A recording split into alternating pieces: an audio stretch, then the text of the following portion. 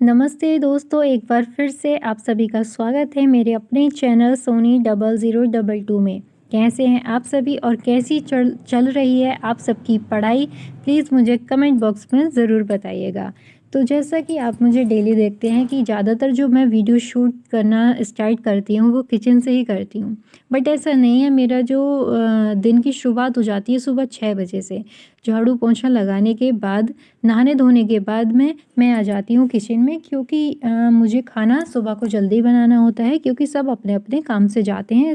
इसलिए मैं नहाने के बाद में और पूजा करने के बाद में सबसे पहले मैं खाना बनाती हूँ, क्योंकि ऐसा है ना कि किसी को जल्दी जाना होता है या तो खाना टाइम से बन जाना चाहिए ताकि घर से कोई भी भूखा ना जाए।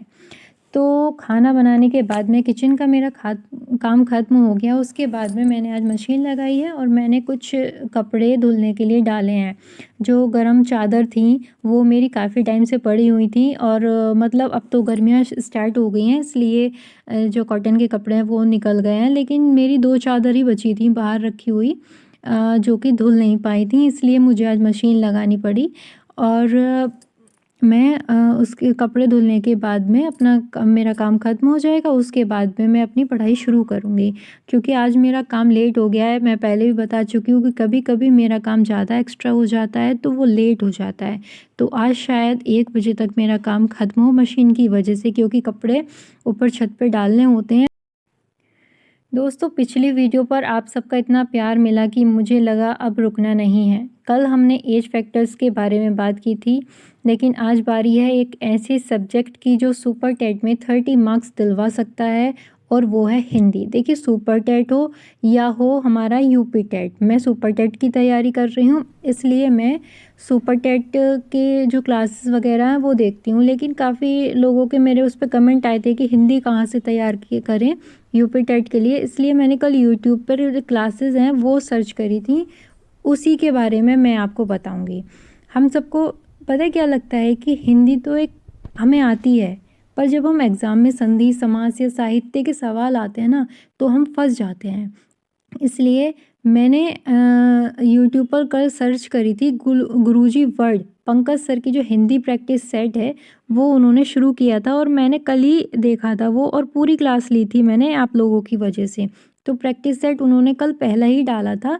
आप यूट्यूब पर जाकर गुरुजी वर्ड पंकज सर सर्च करना, और उनके पढ़ाने का तरीका मुझे बहुत ही प्यारा लगा। इतना सिंपल तरीके से पढ़ाते हैं कि कोई भी हाउसवाइफ हो या वर्किंग एस्पिरेंट हो, सबको समझ आ जाता है। तो ये क्लास मुझे तो बहुत अच्छी लगी। मैं सुपर टेट के लिए भी ले रही हूँ, क्योंकि सिलेबस तो हिंदी का एक ही होता है सुपर टेट या यूपी टेट में, तो वो मैं प्रैक्टिस सेट फॉलो करने वाली हूँ, तो सोचा आप सबको भी बता दूँ।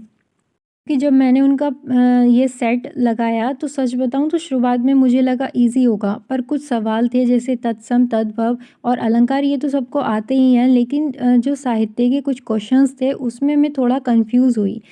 अगर आप सब भी कंफ्यूज हैं कि हिंदी हमने पढ़ तो ली है, अब प्रैक्टिस सेट कहाँ से लगाएं, तो ये आपके लिए बहुत ही अच्छी इन्फॉर्मेशन हो सकती है। आप एक बार मेरे कहने से गुरुजी वर्ड पंकज सर का हिंदी प्रैक्टिस सेट सर्च करिए, और जो मैंने प्रैक्टिस सेट लगाया था उसमें मेरे 30 में से 26 नंबर आ रहे थे। आप प्रैक्टिस सेट लगाइए और आपके कितना स्कोर बैठ रहा है वो मुझे कमेंट्स में नीचे ज़रूर बताना, और आपको अगर ये क्लास अच्छी लगे तो वो भी बताना। हम एक दूसरे से सीखेंगे तभी तो आगे बढ़ेंगे। इसमें पता है मेन बात क्या है कि जब गुरुजी मतलब पंकज सर जब पढ़ा रहे थे, तो मैंने एक चीज़ नोटिस की कि सर जो एक्स्ट्रा पॉइंट्स बताते हैं उन्हें नोट करना बहुत ज़रूरी है। जैसे कोई नया पर्यायवाची मिला तो उसे तुरंत लिख लो, व्याकरण के रूल्स को रटने की जगह उनके लॉजिक को समझो। मैं अब रोज़ाना एक सेट सॉल्व करूँगी और आपके साथ शेयर करूँगी। घर के काम और जिम्मेदारियों के बीच पढ़ाई थोड़ी मुश्किल लगती है, पर अगर हम थोड़ा थोड़ा करके रोज़ पढ़ेंगे तो सिलेक्शन पक्का है। जब हम घर की जिम्मेदारियों के बीच अपनी किताबें खोलती हैं, ये बड़ा मुश्किल होता है। एक पल के लिए सबको ही लगता है, मुझे भी लगता है और आप लोगों को भी लगता होगा कि क्या ये वाकई मुमकिन है। आस पड़ोस के लोग, रिश्तेदार और कभी कभी तो हमारा अपना मन भी कहने लगता है कि अब तो उम्र हो गई है, अब पढ़ाई करके क्या मिलेगा, अब तो बस घर और बच्चों को ही देखना है। लेकिन याद रखिए, सूरज भी ढलने का सूरज भी ढलने के बाद अगले दिन नई रोशनी के साथ निकलता है। हमारी उम्र हमारी रुकावट नहीं, हमारा अनुभव है। जो लोग हमें सिर्फ एक हाउसवाइफ समझते हैं, उन्हें ये दिखाना है कि एक माँ, एक बहू और एक पत्नी अगर ठान ले तो वो एक शिक्षिका टीचर भी बन सकती है। मैं सुपर टेट की तैयारी इसलिए शुरू नहीं की कि मेरे पास खाली वक्त था। मैंने इसलिए शुरू की क्योंकि मेरे पास एक सपना था और उस सपने को साकार करने हमारी ज़िम्मेदारी है। और आप सभी को पता है, मैं पहले भी कह चुकी हूँ कि सपने देखने की कोई एक्सपायरी डेट नहीं होती है। हौसला मत हारिए, क्योंकि कोशिश करने वालों की कभी हार नहीं होती। अगर आप आज 1 घंटा भी पढ़ रही हैं तो आप उनसे काफ़ी आगे हैं जो सिर्फ बहाने बना रहे हैं। बस लगे रहिए, मंजिल हमें ज़रूर मिलेगी।